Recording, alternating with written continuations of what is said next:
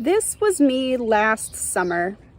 If only I had known then what I know now. In hindsight, it seems so obvious, but in the moment, all I could think about was getting gorgeously tan for summer. Yeah, big mistake. Hey there, gardeners. I bet you're wondering what tanning has to do with gardening. Just stick with me for this video and it will all make sense.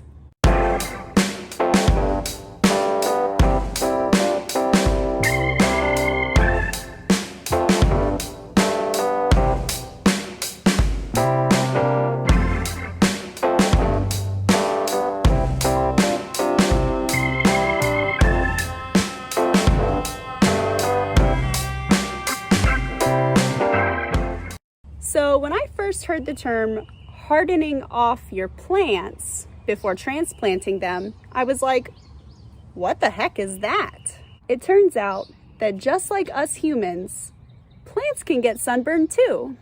Now, we've all likely dealt with a minor sunburn, at least at one point in our life. If you've ever had a severe sunburn, you know, the kind where you get blisters and it peels very badly, then you know just how bad that feels. So on the fateful day that I mentioned at the beginning of this video, my sister came over to help me out in the garden.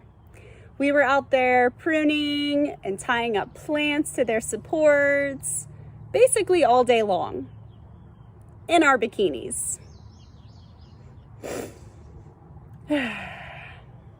Needless to say, we definitely got sunburned.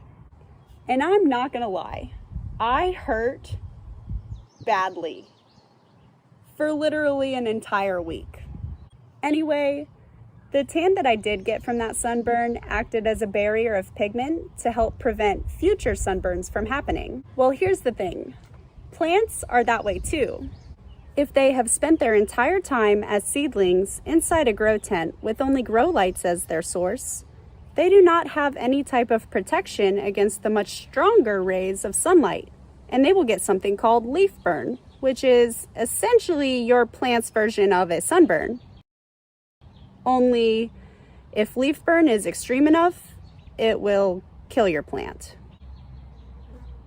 That's where hardening off comes in.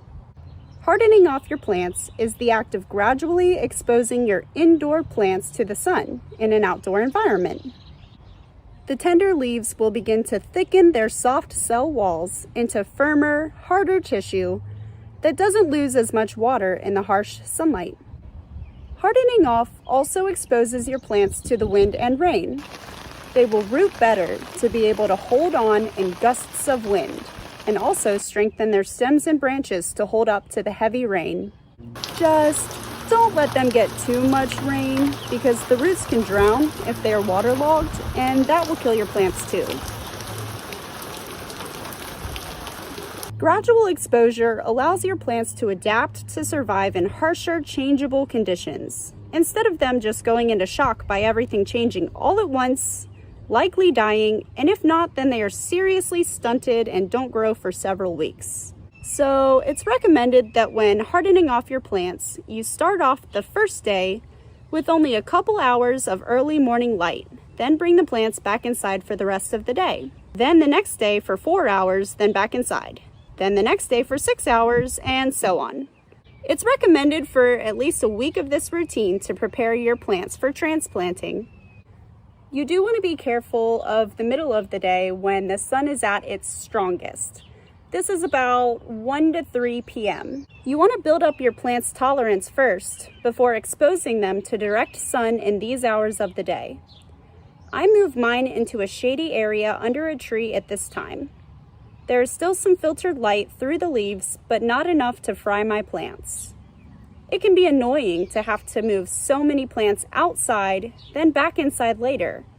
However, an added benefit of this routine is that you are exposing your eyes to natural sunlight shortly after waking up. And that is especially good for night owls like me, trying to regulate their sleep-wake cycle. Still, if you are busy with other things, it definitely feels inconvenient. If you get really lucky, you'll have some overcast days, which are great because the sun is filtered and you can leave the plants out longer and even cut down the week-long process to just 3 or 4 days. My seedlings, well, they're already stunted from mistakes I made with watering and lighting, so I have to keep an extra close eye on them. It's still clear that I have so much to learn when it comes to seedling care.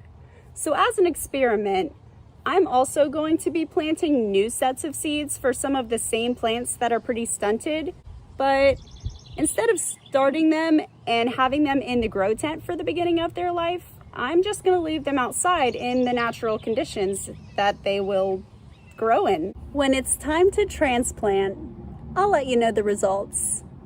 Until then, carry on assisting your plants in getting a gorgeous tan, darling.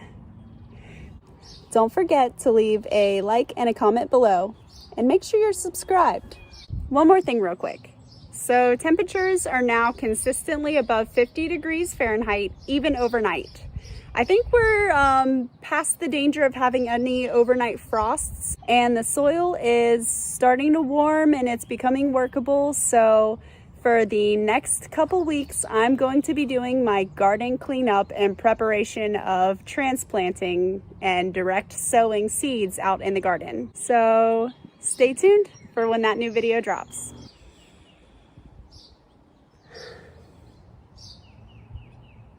Until next time, happy gardening.